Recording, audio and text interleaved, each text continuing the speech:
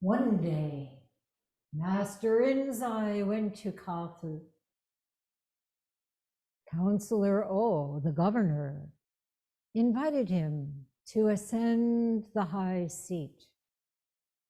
At that time, Mayoku came forth and asked, "The great compassionate one has 1,000 hands and 1,000 eyes. Which is the true I?" Rinzai said, "The great compassionate one has 1,000 hands and 1,000 eyes. Which one is the true I? Speak, speak." Mayoku pulled Rinzai down from the high seat and sat on it himself. Approaching him, Rinzai asked, "How do you do?" Mayoku is about to say something. Rinzai pulled Mayoku down from the high seat and sat on it. Mayoku left. Rinzai stepped down.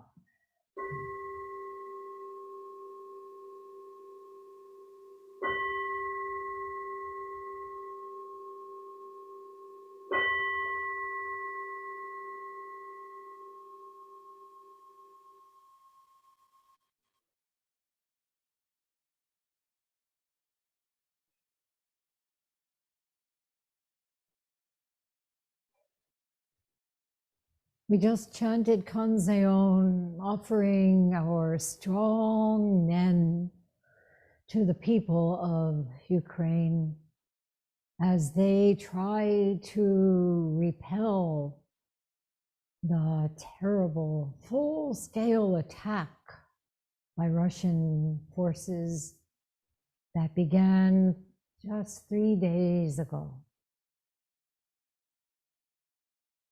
It's really like David and Goliath. And many have noted the parallels between Putin's invasion of Ukraine and Hitler's invasion of Czechoslovakia and Poland in 1939. We now have the added threat of nuclear war. Indeed, it's a grave time, an uncertain time. With war added to all the other issues of this fraught era. What can we do? We must respond fervently from the heart of our Buddhist practice.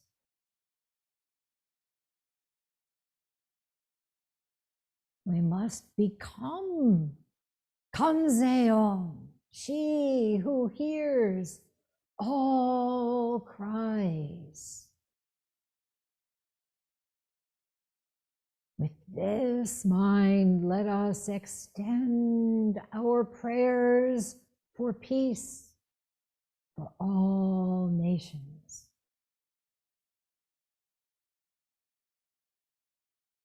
Today's koan from the book of Rinzai, Ascending the High Seat, chapter 2, is one that Nyo-on Chico Maureen Stewart really loved. Which is the true I of Avalokiteshvara, or in Japanese, Kanzeon, the hearer of all cries. The Bodhisattva of compassion is said to have 1,000 arms, and on each of her 1,000 hands is an eye. 1,000, it means innumerable, a quantity beyond measure.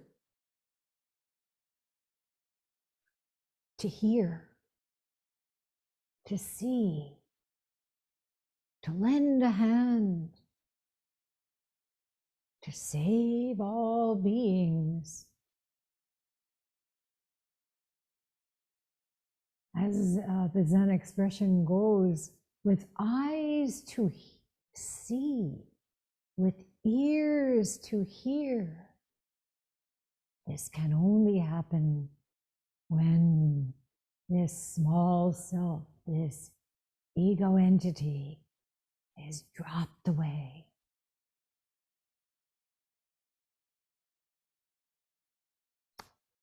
Having taken this rare and precious human form, having encountered the Dharma, we can offer the hand of compassion, the wisdom eye to everyone. We are not chanting to Kanzeon.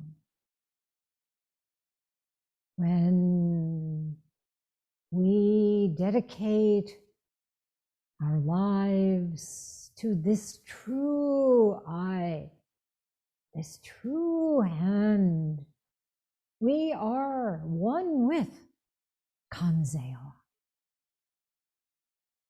And this is what Maureen did throughout her life. She was born on March 3rd, 1922. So this Thursday would be her 100th birthday.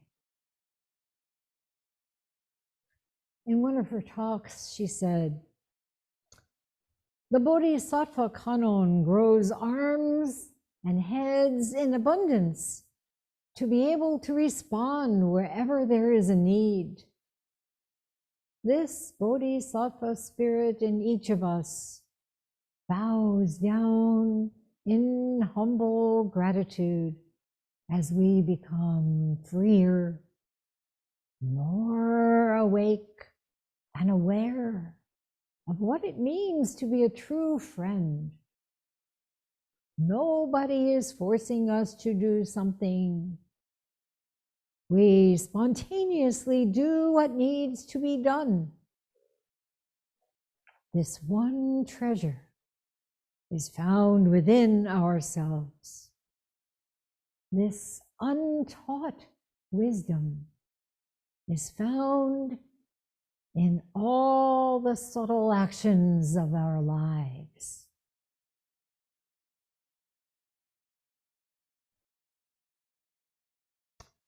During my 78 years and a little more, I've been extremely fortunate to have had many women teachers among family and friends,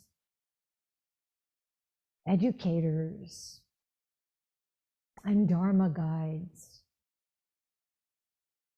But foremost was Maureen.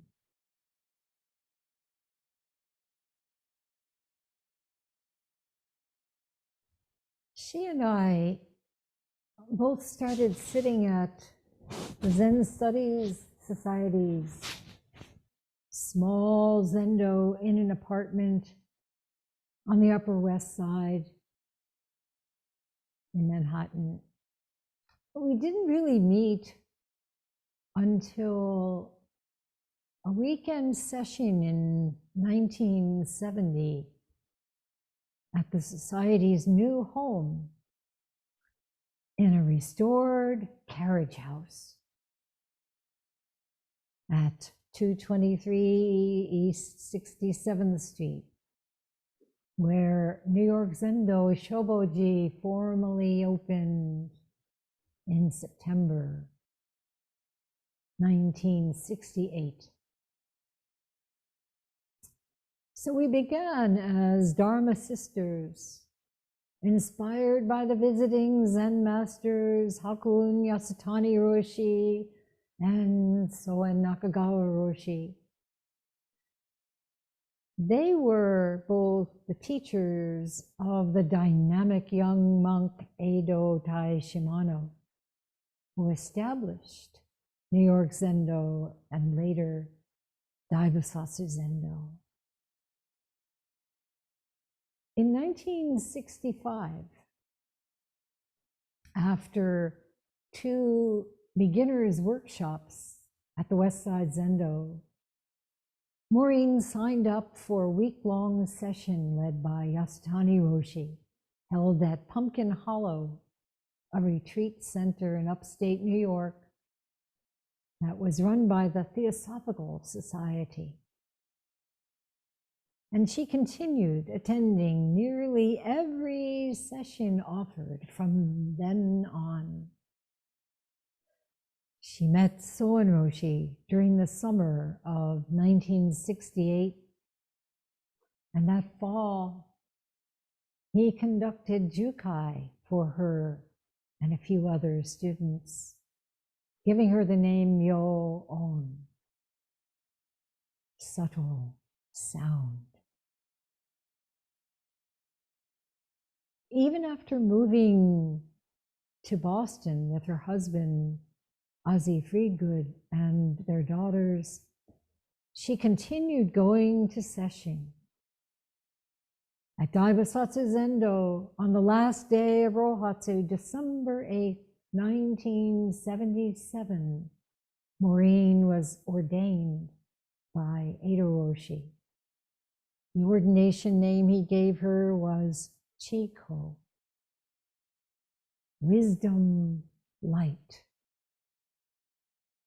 By then, I had moved to Syracuse, but we stayed in close contact. And Maureen was one of the teachers we invited to a conference that my first husband, Lou Nordstrom, and I organized in 1977 at Syracuse University, where he was teaching. We intrepidly called it the flowering of Buddhism in America, 1977. I recently came upon a mention of it in an article by one of the few academics we invited, Charles Prebish, who's now Professor Emeritus at Pennsylvania State University. And in this article, he wrote that it was, quote, an exciting conference that had real impact on the development of American Buddhism and on my career. Although the title of the conference was overly ambitious and inaccurate, it was great fun, he said. With the exception of me and one or two others, the presenters were all practitioners rather than scholars. And their enthusiasm had all the uncritical abandon that one might expect from such a congregation. End quote.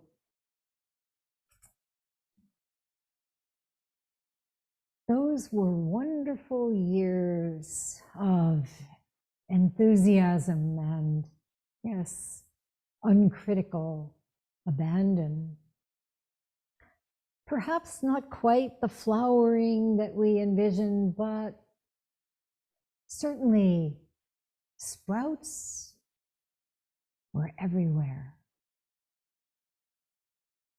And as Nyogen Senzaki said some decades earlier, America has Zen all the time. Why should I meddle? In 1982, Soen Roshi made his last visit to the United States, and he asked Maureen to meet him at Daibosatsu Zendo, not in the monastery, but in Jarakuan, the present Beecher House, where we originally lived and practiced while the monastery was being built, and where he spent quite a bit of time with us.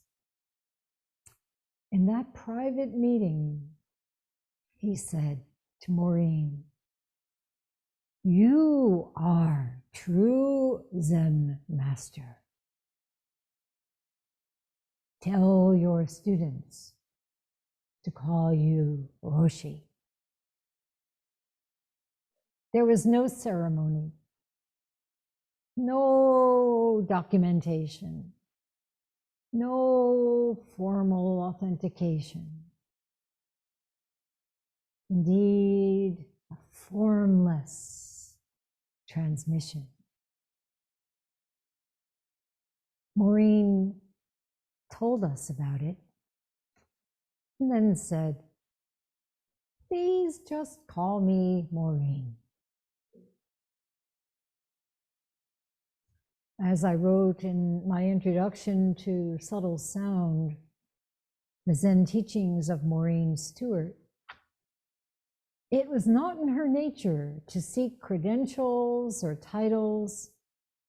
She simply went on as she had before, wearing the same robes, keeping the same busy schedule of sesshin, daily zazen, piano recitals and lessons, spending time with her children, traveling. Yet increasingly one could sense a redoubtable power within this elegant lady with the leonine hair, now white, and strong, dark, arching eyebrows, who wore lipstick and foundation, who offered Bach instead of calligraphy. Maureen was the first person I called when I learned of Soen Roshi's passing on March 11th, 1984. And I invited her to Syracuse to lead a weekend session honoring him. That began a shift in our relationship, in which I became her student. In my journals focusing on our time together from that year through her death in 1990, I wrote, "We talked today in Doksan about my forthcoming ordination. What does it mean to me?" Maureen has been asking. "I'm beginning to understand what's at the core, what must be. Shujo Muhen Seigando. And not an abstract salvation, but starting right here at home. The endless whirl of ego begetting suffering, begetting ego.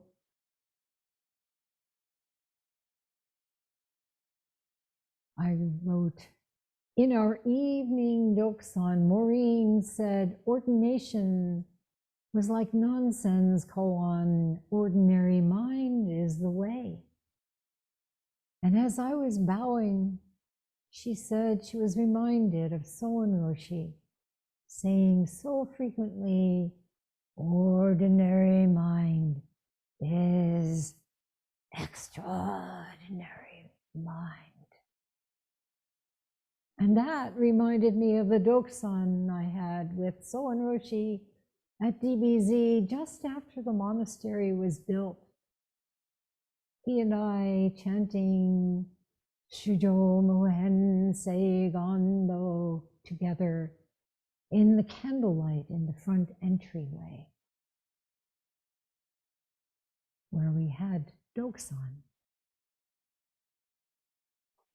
My ordination took place at Cambridge Buddhist Association on the last day of Rohatsu, 1985. And Maureen gave me the ordination name Myo-chi, subtle wisdom, both kanji from her names, Myo and Chi-ko. And an interesting thing that happened was our beloved Dharma sister, Margot Wilkie, in congratulating me for this step that I took on my path, sent a calligraphy that she had, that Soen Roshi had done. And we couldn't read it. When Kaz Tanahashi paid a visit, he said, "Oh, that's Myo-chi Riki." There it hangs. The power of subtle, wondrous wisdom. So we pass it every time we walk in and out. It's important to know that connection, that mandala happening. So attending session with her in Cambridge and here in Syracuse, I was so deeply affected by her talks. And I asked her if she would agree to my editing them into a book. With typical modesty, she said, "Oh, well, if you think there's something that might be helpful in any of them, please do." So over the years, I listened to hundreds of her Teisho on tapes, which were transcribed by students here and in Cambridge and out in California. And I read and reread her journals and all the little slips of paper that she had collected in preparing her talks. And I do that every year at this time. And this is the book that appeared after her passing. And you know, Maureen was never anything but who she was. She put no head above her own, even though she had great respect for her teachers. She was fiercely independent, and yet she devoted herself to the training, both in music and in Zen, with utter conviction and dedication. She was disciplined in every way, but she had a great sense of joie de vivre. She was just so much fun to be with.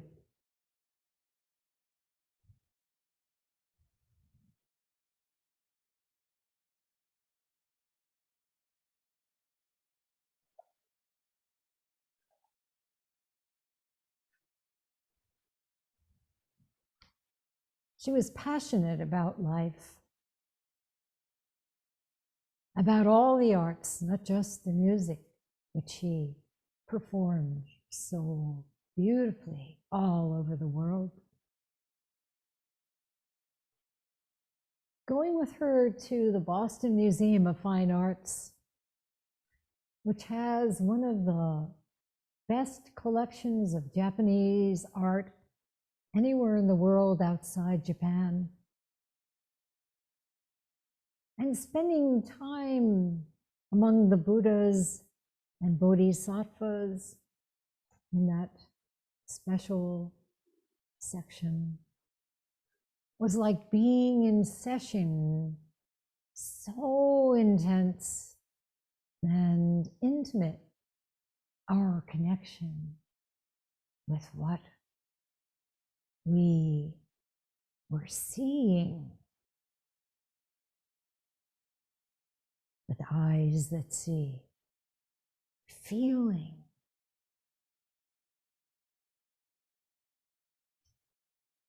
And it was the same with food. We loved going out together and eating. It was the same with clothes. She had quite a collection. And literature, so deeply read, widely read. Conversant with the great minds. And driving. How she loved to speed along in Boston traffic, terrorizing everyone in her path. Truly a race car driver. And she gave of herself utterly.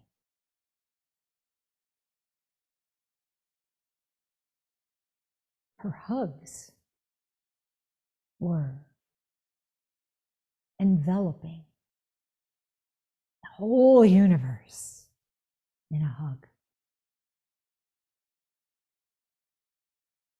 She and my husband, Andy, enjoyed each other greatly. And she was very encouraging to him when he was just beginning his Tibetan practice with the late Domo Geshe Rinpoche. And Maureen and her son, Jesse, were completely in love. She would come here for session to our house on weekends, twice a year from 1984 through 1988. Thoroughly in session mind and observing session protocols up in our attic zendo. But afterwards, she and Jesse would do special things together, like sitting on our porch swing, reading together, then walking down to Seven Rays bookstore to pick out some wonderful object, maybe a crystal, a book, a tiny carving.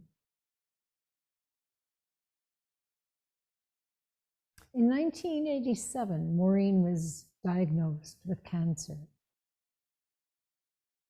It didn't stop her from taking a small group of students to India, and she continued teaching with as much intensity as ever.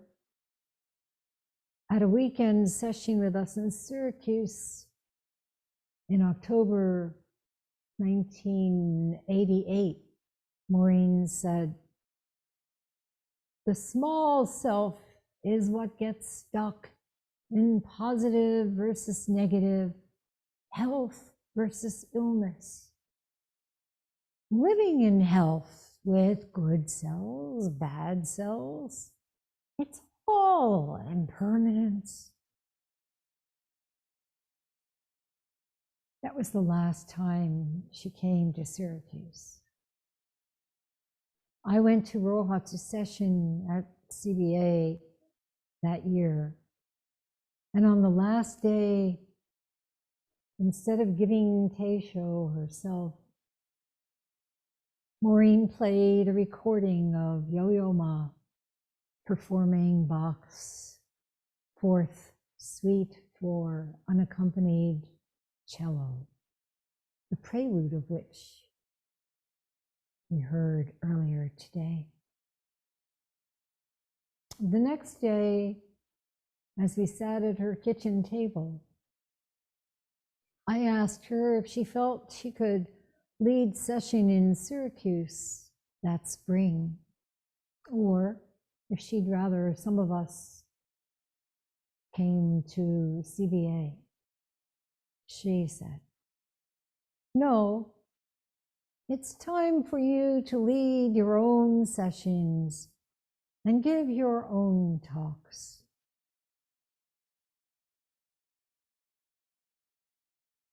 The Sangha here was growing, and she encouraged me to look for a larger place for the Syracuse Zendo outside the family home. At what turned out to be her last Rohatsu session in 1989, it was clear that she was in a lot of pain. She was having frequent nosebleeds, still giving Teisho on the 10 Oxfording pictures. She emphasized that we take this form for a brief period, and after our death, our energy continues as it had before our birth. She led January 1990 weekend session at CBA, but by February was in the hospital. She passed away at 4 a.m. on February 26th. Her last words were, "Wonderful peace, nobody there."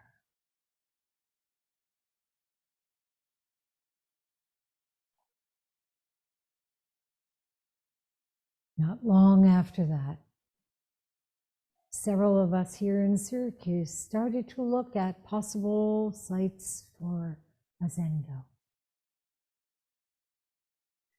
Nothing we looked at was quite right.